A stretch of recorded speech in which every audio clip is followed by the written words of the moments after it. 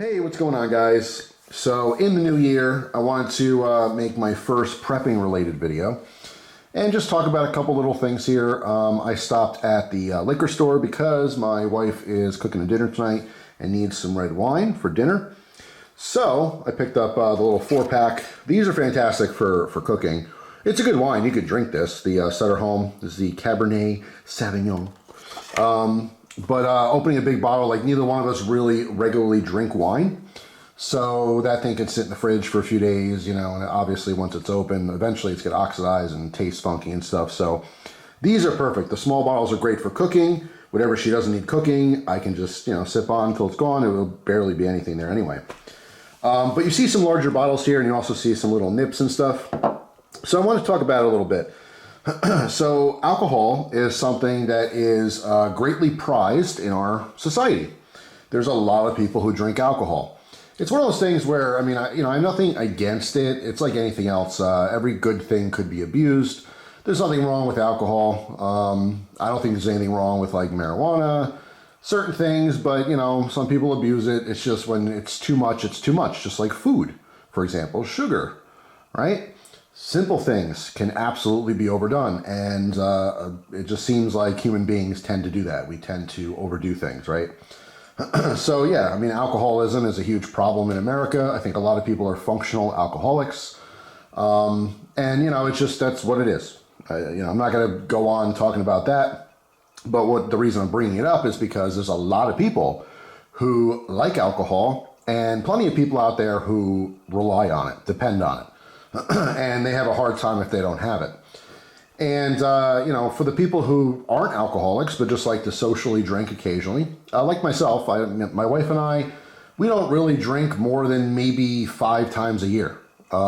Maybe, you know what I'm saying? It's usually like a social thing. If we're together with family or something, may have a beer or two, like in the summer, or a barbecue.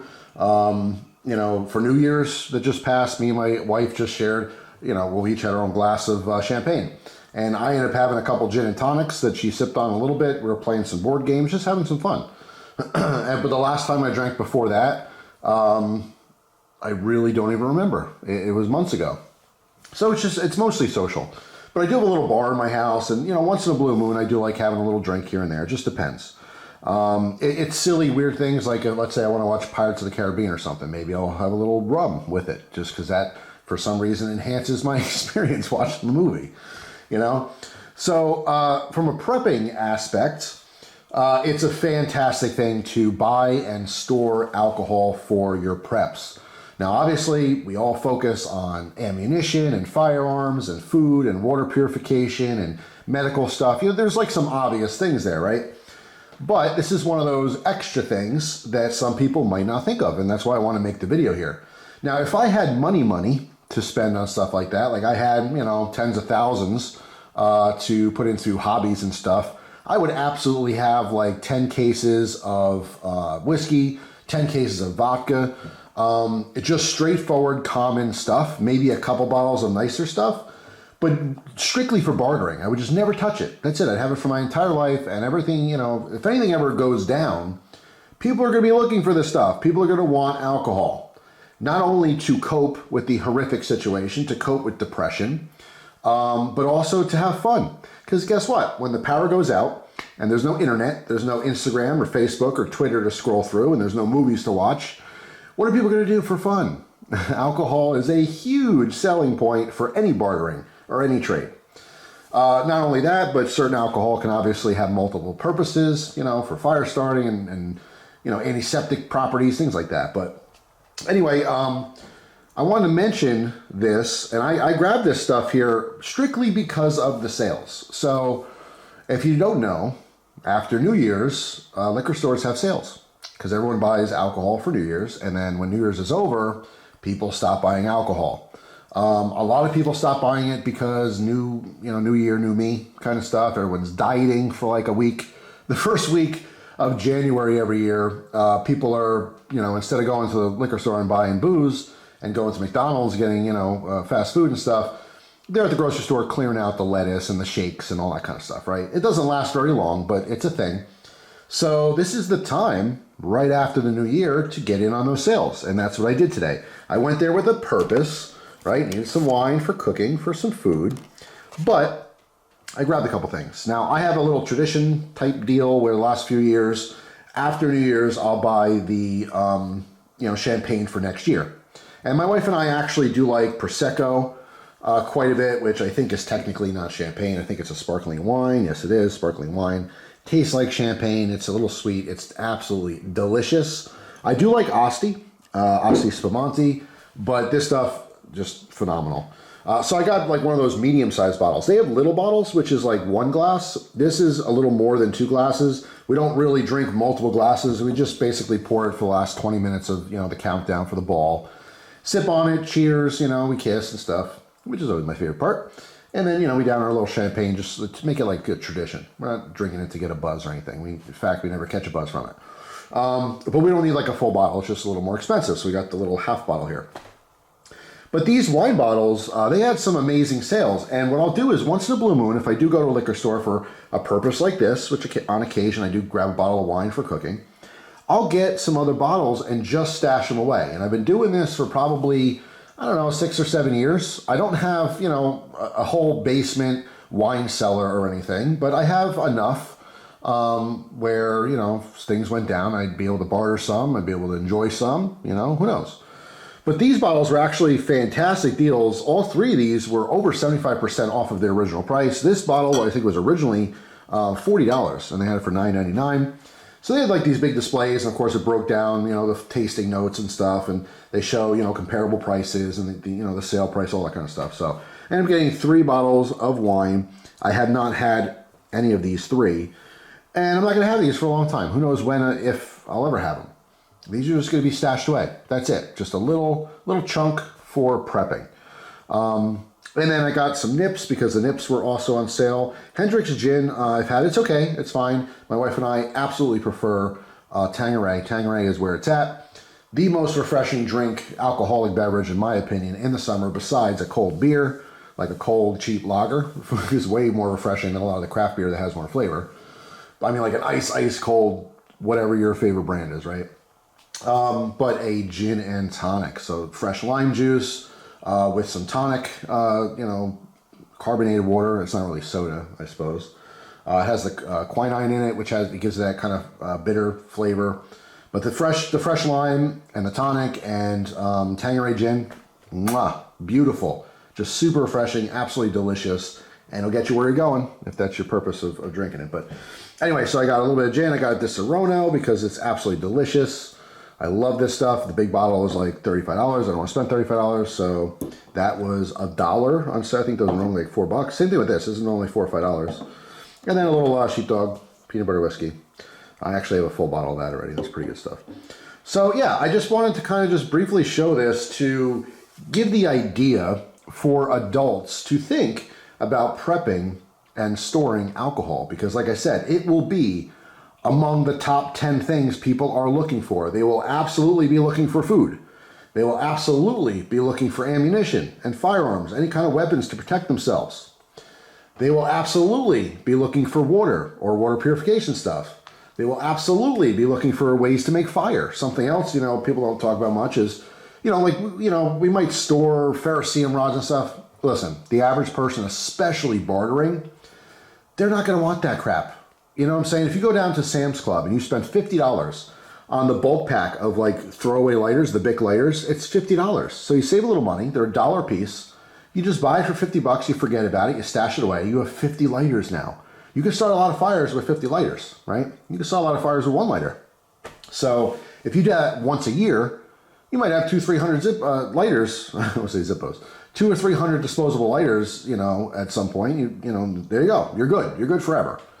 And everyone has their own idea of how much to store, because some people overdo it and some people underdo it, and no one really knows what that means, because who knows what situations that might occur in the future. I hope that 2024 is the most amazing year for everyone watching. I sincerely mean that. However, with the election, I feel like there's some stuff that's going to go down, and who knows how bad it'll be and how long it'll last. And you hear all kinds of, terrible things are coming, and it's good to prepare for it. You don't want to worry about it every day. You don't want it to be depressing to you, but you definitely want to have a little concern and a little bit of prepping. That's all. You don't have to be extreme about things. But anyway, what I was going to say is alcohol is in that batch. You know, cigarettes. I don't personally prep cigarettes. I know cigarettes go stale, and people who smoke cigarettes, having a pack of cigarettes that might be 3-4 years old is kind of gross. In the apocalypse, they're still going to smoke them. You know what I'm saying? If you want to prep stuff like that, you prep a, cigarette machine. What's that, 50 bucks, 70 bucks? I don't know what they cost, but you get one of those, you buy a couple packs of the tubes, you get the big, huge bag of crappy, cheap tobacco, and yeah, maybe you can make cigarettes during the apocalypse. It'd be easier to buy cartons, but they are super expensive. Again, if you got that extra change, maybe that's something to think about. I know they're going to be stale, and they're going to be old, but I'll tell you, if I was smoking cigarettes every day of my life and I had that addiction, I'm going to want them in the apocalypse, and they're going to dry up pretty quickly. Medicines. Medicines are huge, especially life-sustaining medicines. I always say this, when the apocalypse happens, it's not going to be overnight, but people, when looting happens and, all that kind of stuff goes down, they go right for the TVs, the dumb people, maybe, you go for jewelry, things like that, things that have monetary value. But the smart people are over at the pharmacy, and they're getting all those diabetes medicines, right? And all the heart medication and all the stuff that's keeping people alive and their loved ones alive. Because guess what?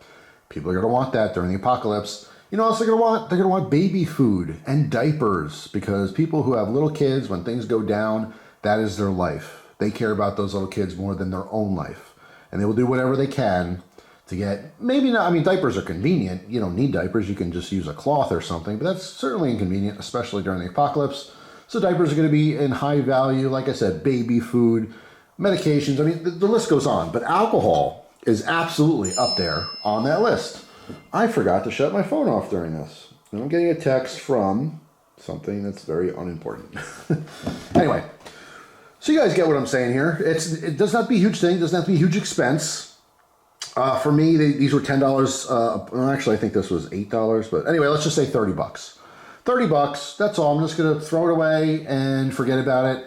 And, it's slowly accumulating a collection. Now, let's say nothing ever happens. Fantastic. We all, might prep for some kind of bad situation, but we all hope it never happens. You will never be sorry for prepping for something that never happens. But you will be sorry if you don't prep for something and it does happen. You know what I'm saying? So it's not going to hurt anything. But in a realistic scenario, I'm not buying the cheapest wine possible. If you just want to prep for that purpose, then do that. Go with the cheapest possible wine. You can go to any liquor store and get $5, $6 bottles of wine. I wouldn't really recommend, white wine, because, that doesn't age like red. But, it is what it is. But if you just want to do that, you go get a case for 50 bucks or whatever it is. That's a good idea. It doesn't have to be super expensive or nice. I try to do something like in the middle. It's not the best wine in the world, but it's not the cheapest either, so that, if nothing ever happens, which I'm hoping nothing ever happens, when I eventually move into a new house, maybe I can take my little tiny collection of wine and have a little wine cellar, or, make it look nice on the shelf somewhere and display it and occasionally enjoy a bottle. Nothing wrong with that. So this is, again, just another aspect of prepping. Alcohol will absolutely be in high demand, and you're probably going to want some if things go down and those liquor stores clear out. Because, like I said, there's a handful of people out there who need it to survive, and a whole lot of people who are just going to want it to get by. So there you go. Something to think about. Hope you guys have a fantastic day. Thank you very much for watching, and I will see you tomorrow with a brand new video. Also, down in the comment section, if you are a wine connoisseur, please feel free to suggest your favorite wines. I always kind of want to get into that. I've never really dove into the world of wine. I know it can be ridiculous. You don't necessarily have to spend hundreds and hundreds of dollars on a bottle of wine. It's like cigars or anything else. There's plenty of good budget stuff out there you can enjoy. Maybe one day. Maybe if I have a chance to retire in my life and I live long enough to see retirement, maybe I'll get into wine. Who knows? And by then, I'll have a bunch of old bottles of wine. And maybe some of them are amazing because they're 30, 40 years old, and maybe some aren't so amazing because not everything, ages. Like, not all wine is best 100 years later. Let's put it that way. There's definitely some different styles and different things going on there where aging could be good or it could be bad. Just depends. Anyway, that's it. Thanks for watching. Hope you guys have a fantastic day. And if you have any other things that you want to suggest people prep, that you might not normally think of, feel free to comment down below. But yeah, there's a lot of stuff, a lot of conveniences that we don't really think about.